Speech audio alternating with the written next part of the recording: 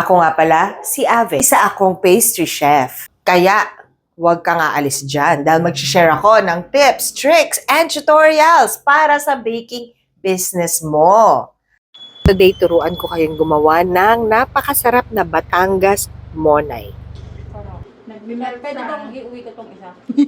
Para sa masarap na Batangas Monay na ito, you will need 500 grams of bread flour, half a cup of white sugar, half a cup of powdered milk, 1 teaspoon of sugar, 1/4 cup unsalted butter, 1 teaspoon salt, 2 teaspoons of yeast, half a cup each of warm milk and warm water, and 1 large egg.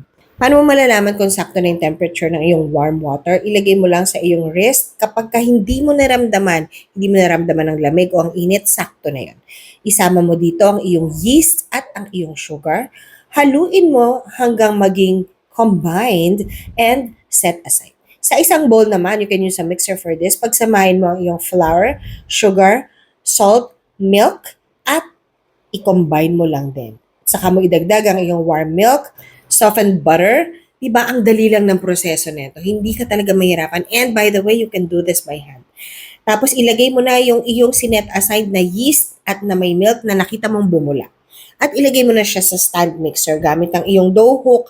Paandarin mo lang siya sa akin using a Breville stand mixer, umabot siya ng 12 minutes. Pero kung mas mahina ng onti yung mixer ninyo, hanggang maging smooth lang siya. Hanggang hindi nyo na nakikita yung mga parang bukol-bukol. Kagaya nito, smooth na siya. Pwede rin to by hand. Kung wala tayong stand mixer, gusto ninyong masahin siya by hand, pwede. Pag by hand, siguro mga 5 to 7 minutes, okay na to. Mas mas matindi yung inaabot ng dough kapag by hand. So, eto na siya. Tingnan niyo yung texture yan. Dapat ganyan yung texture para masabi ninyong okay na siya.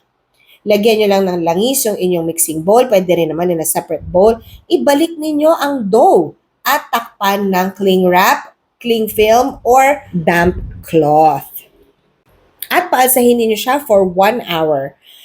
Hindi natin dito ginagamit yung kailangan mag-double-double ganyan. Basta 1 hour, okay na yun. I-punch down para mawala ang stale air o yung mga hangin na amoy panis na nasa loob ng inyong dough. Yes, yun ang purpose ng pag-punch down. I-divide nyo siya sa number of pieces na gusto ninyo at sa laki na gusto ninyo. Ako gusto ko yung monay ko medyo mataba. Yung monay bread ko medyo mataba o malaki. Okay. Yon.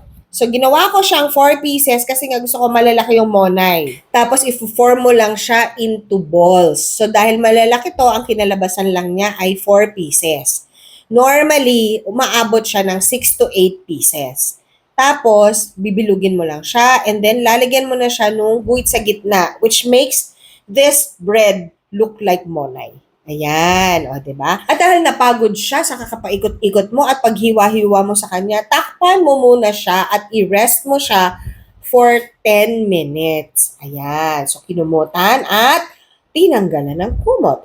There, paghaluin mo na ang iyong egg and milk. Ito yung 1 tablespoon of milk at isang egg. Ito yung ating egg wash. Gusto mo naman water lang ilagay mo, okay lang din yan, nasa sayo yan. In fact, pwede rin naman kahit walang egg wash. So, i-brush mo lang siya dun sa iyong monay. After this, hindi mo na siya kailangan i-rest ulit. Pwede mo na siyang idiretso sa oven and you bake it at 350 Fahrenheit for 20 to 25 minutes. Depende sa laki ng iyong monay. Oh, di ba? Ang ganda. Ano nga ba ang masasabi mga girls sa ating monay? Yung texture niya ang ganda. Ang ganda ng pagkakain. Oh, anong sabi? Ang Masarap. Yung Ang totoo ganda lang, niya. ha? Hindi, ang ganda tsaka ano niya, ang lambot niya pa rin. Kahit Uy, pali naman kahapon. ang tamis nga. Sabi ko sa'yo, matamis eh. So, titignan natin. Tsaka yung ano niya, yung texture niya, no? Wala. Pati tayo dyan. Yung totoo, walang halong eklat. Hindi, masarap sinsin yung ano niya, tinapay niya sa loob. Siyempre monay, pero monay Batangas kasi yan. Ah, Yung monay ng ibang lugar, mas less sweet. Pwede siya kahit walang Sa palaman amin na. kasi sa Kalawat, iba rin yung monay. Iba meron daw monay pa rin.